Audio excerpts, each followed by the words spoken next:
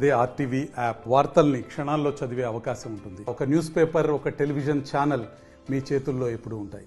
Parliament ఎన్నికలలో తప్పకుండా మేము 14 పైచిలకు సీట్లు గెలుస్తామనే ఆశాభావం నేను వ్యక్తం చేస్తున్నా. టీఆర్ఎస్ పార్టీ అనేది ఇప్పుడు నెగ్లిజిబుల్ అయిపోయింది.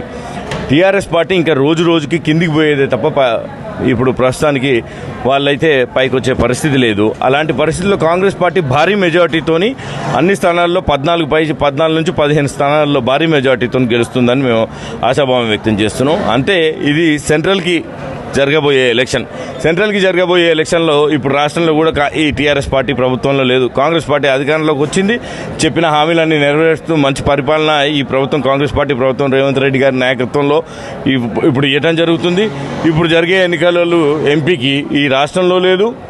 ముందు ఒకవేళ ఎంపీలు గెలిపిస్తే వాళ్ళు ఈ దేశానికి, ఈ రాష్ట్రానికి ఒరగబెట్టిందేం లేదు, చేసిందేం లేదు. ఈ పరిస్థితులలో ఉంటే అటు బీజేపీయో ఇటు కాంగ్రెస్ను ప్రజలు ఎన్నుకోవాలి.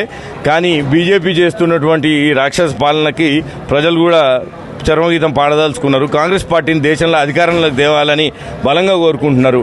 కాబట్టి టీఆర్ఎస్కి అనేదానికి నాకు తెలిసి ఒక్క స్థానం కూడా వచ్చే అవకాశం లేదు. 14 పైచిలుకు స్థానాలు కాంగ్రెస్ పార్టీ తెలంగాణలో గెలుచుకొని కాంగ్రెస్ పార్టీ ప్రభుత్వం ఢిల్లీలో ఏర్పడడానికి తెలంగాణ తరఫున మేము మంచి గిఫ్ట్ ఇస్తాం. లేదండి, ఎలాగోలా ప్రజలలో ఏదో ఒకటి అపోహలు రెచ్చగొట్టి దాని ప్రకారం ఏదో వెళ్ళాలని ఈ ఎల్ఆర్ఎస్ ప్రకారం ఈ ఎల్ఆర్ఎస్ రేట్లన్నీ ముందు డిసైడ్ అయినాయి. వాళ్ళు చేసే అన్ని కూడా ఎటువంటి ఇది లేదు. ఎలాగోలా ప్రజలల్లో మళ్ళీ వాళ్ళది ఒకటే రెచ్చగొట్టడం, ప్రజలందరినీ ఏదో ఒకటి మభ్య పెట్టడం, వాళ్ళని నాశనం చేయడం. అలాగే ఈ 10 ఏళ్ళు బతికిండ్రు ప్రజలు కూడా. తెలంగాణ ప్రజలు అమాయకులు కాబట్టి 10 ఏళ్ళు భరించిండ్రు. తర్వాత అర్థమైంది, ఇప్పుడు నేలకేసి కొట్టిండ్రు, ఇక లేచే ఛాన్స్ లేదు. దీంతోనే అంతం, టీఆర్ఎస్ పని కథం. తప్పకుండా వారు ఇక్కడ ఈ ఎమ్మెల్యే గారు కాబట్టి, రెండోసారి శాసనసభ్యులు, ఒకసారి జడ్పీ చైర్మన్, ప్రజల్లో ఆ కోరిక బలంగా ఉంది. దానికోసం మేమందరం కలిసి గట్టి కృషి చేస్తాం.